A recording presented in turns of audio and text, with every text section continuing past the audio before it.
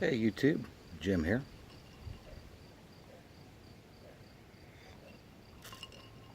I'm recording this on Sunday evening. I'm having a nice little bit of buffalo trace on the rocks.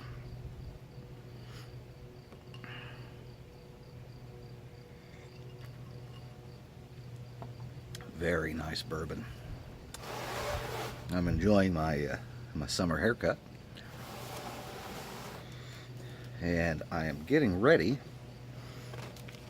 to prepare my pound of Pirate Kake for long-term storage. So what I'm going to do, it comes in a 1 pound brick. Picked this up at the Chicago Pipe Show. Vacuum packed. I've already opened it up, but I noticed when I got this brick that I could smell the tobacco through the plastic bags, so I decided it probably would not be the best idea just to leave it in this vacuum pack for long-term storage. It still smells very tasty. So I'm going to cut up my 1 pound brick and jar it up in some mason jars, and then I'm going to use one of these cute little guys for the little bit that I'll keep out to use day to day as I decide I want a bowl. And the rest of it I'm going to jar up and put away, and probably revisit that in about a year. Probably put it in 2 different jars so I can age some a little bit longer than the others. I'll keep an ounce or 2 out for myself and we'll go from there. So what I'm going to do, now that I've got this guy opened up, is pull this big old chunk of tobacco out of there. Look at that. Isn't that just gorgeous? About 3/4 to 5/8 of an inch thick. Looks like a big chocolate bar or a big brownie. So what I'm going to do, it's already scored there along the center line. You see the score mark there. I'm going to try and break it along there. I may have to cut it, but do that, and I'm going to cut it up into little cubes and stack those cubes up in the mason jar. So I'm going to go get myself a proper cutting board, and I will be right back. Don't go away. Alright guys, I'm back. I have snuck into the kitchen while my wife was not looking, and I have snagged a nice chef's knife. Showed you the mason jars already. I've got a cookie sheet with a cutting board and our wonderful brick of tobacco. And right now,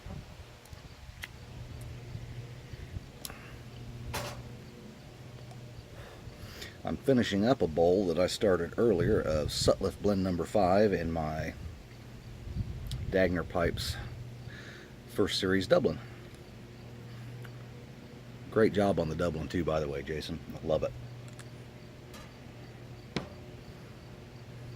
So, like I said, I'm going to start by angling the camera a little bit so you can see. That way, if there's massive carnage and injury, you guys will get to enjoy that too. There we go. Here you can see what we got going on. The brick of tobacco there. And I'm just going to cut right down that score line. Probably have to stand up for some leverage here.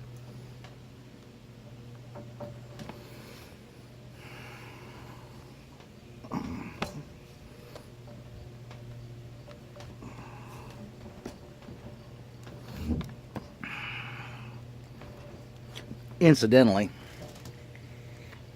I think Jason has the right idea using a large cleaver for this, but I don't have one like that, so I'm using the next best thing, which is my all-purpose chef's knife. Alright, here we go. Now we got her cut into 2 chunks there. Moisture is really nice, just about perfect really. So I think what I will do is this large chunk, I'm going to cut it into probably quarters or thirds here. There we go.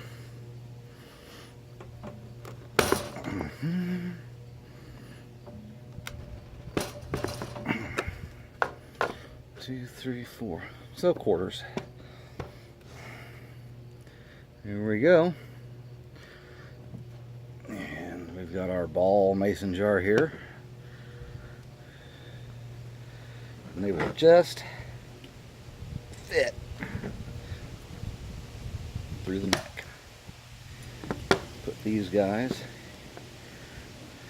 right in there.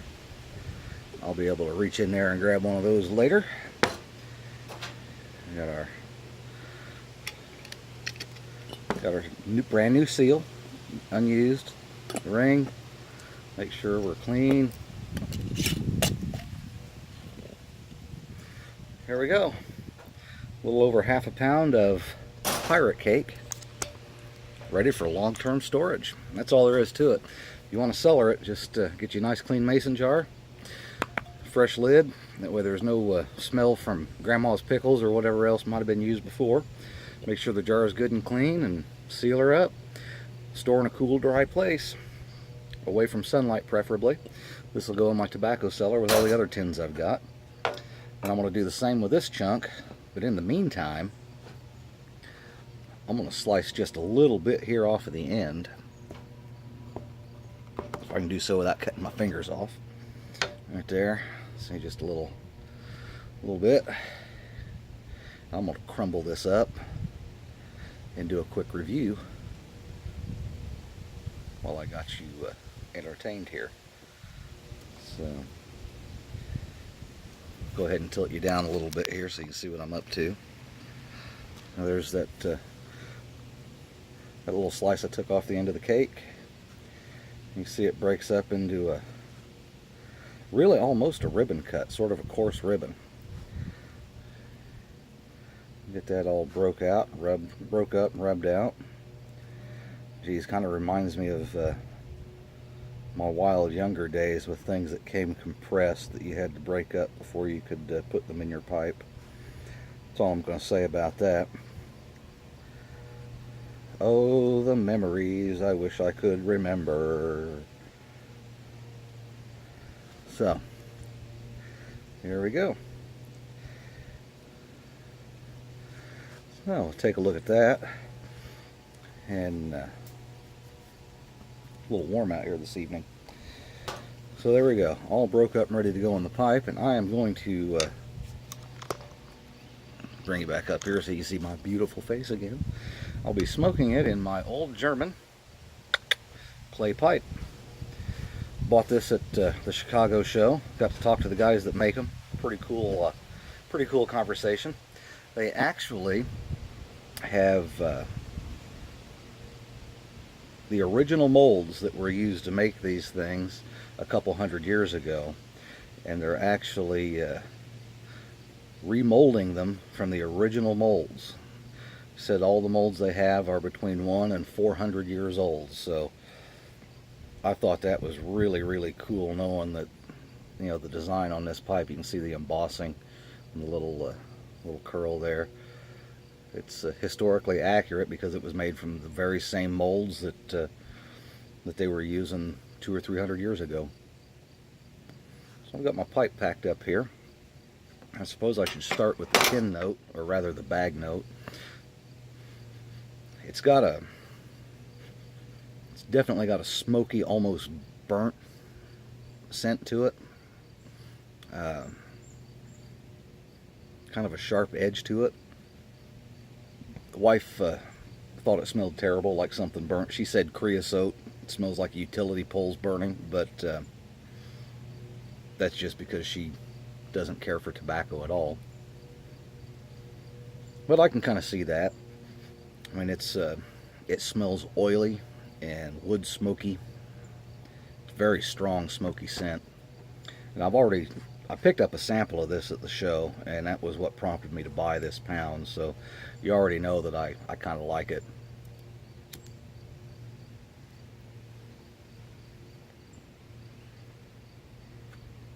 What I've not done is smoked it in a clay yet. I've only had it in a briar. And I don't know if any of you have smoked clay pipes or not, but the outside of the bowl will get very hot. You want to kind of hold it by the stem or the little stump there. And they don't impart much of a flavor, but it's definitely different than the briar. The clay pipe will impart just a slight earthiness to it. You'll be able to actually taste a little bit of the clay flavor, but that fades out pretty quick and leaves you with just the pure taste of tobacco. You don't get the same kind of flavors out of it that you would from a briar. It's I'd say it's probably more analogous to a meerschaum, but I've not had very good luck with meerschaums, but I've had real good luck with clays.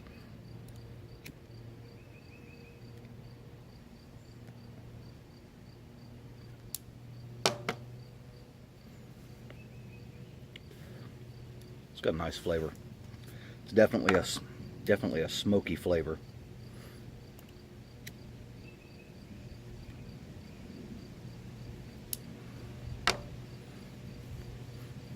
Not over the top. I mean, it's there's definitely some Latakia, but in a good way. So I think what I'm going to do is I'm going to sit here and I'm going to smoke this bowl, and I'm going to cut this up and put some of it in that small jar that I showed you earlier and the rest of it in the large jar, and I'm going to work on this bowl, and I'll be back in just a few minutes to let you know what I think of it. So hang tight.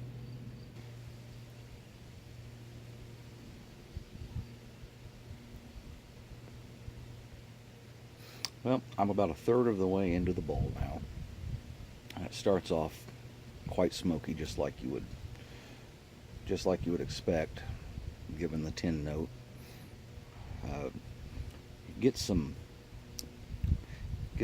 flavors of dried fruit, like dried cherries, maybe currants.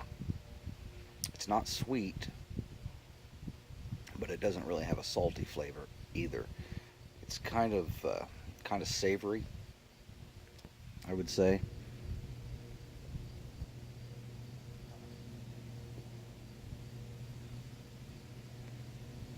I would say medium bodied.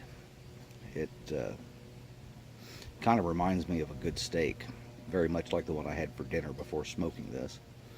It's pairing really nicely with my bourbon.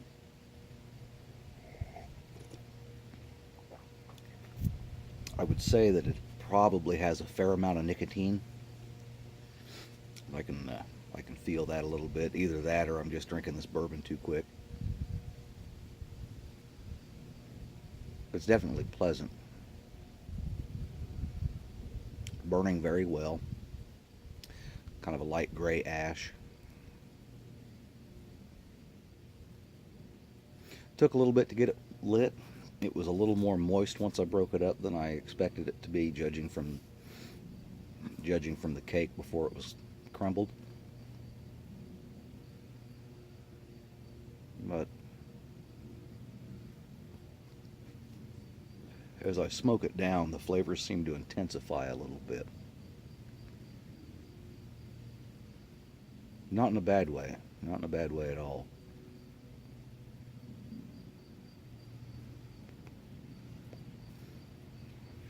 I'm starting to get just a hint of sweetness. Not over the top or anything like that. I mean, nothing like what you would get from, say, Frogmorton or Frogmorton Cellar. Those, to me, tend to be pretty sweet, especially Cellar. You get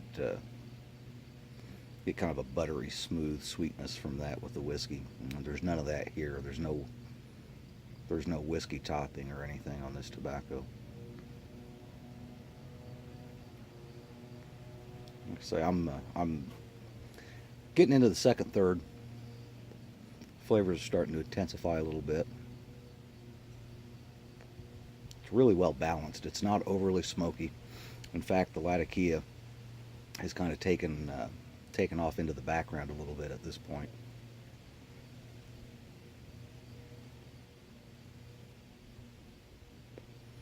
But I see I've just hit 15 minutes, So in the interest of brevity, I'm going to pause it here, probably smoke this onto the bottom, come back and do just a quick wrap up.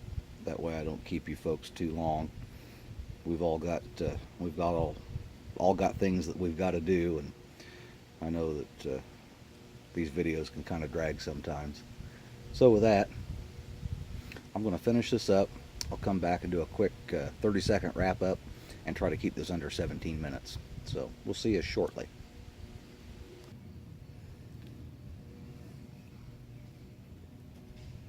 Alright folks, I am down into the last third here. The second third, I'll look at my notes here. Quick shout out and thank you to Stutter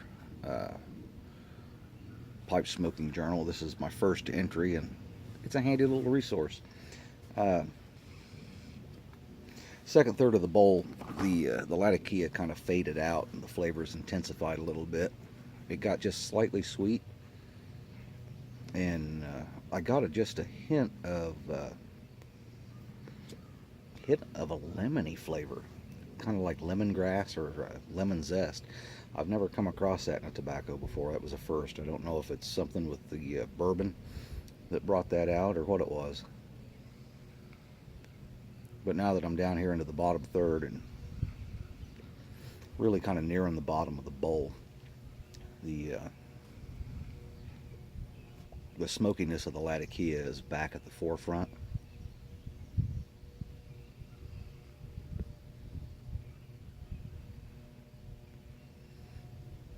And it really kind of reminds you of a little bit of a campfire or grilled meat. Little hint of leather. Really nice. Not an all-day smoke, I wouldn't think, but it's a great way to wrap up a Sunday evening, which is what I'm going to do with this.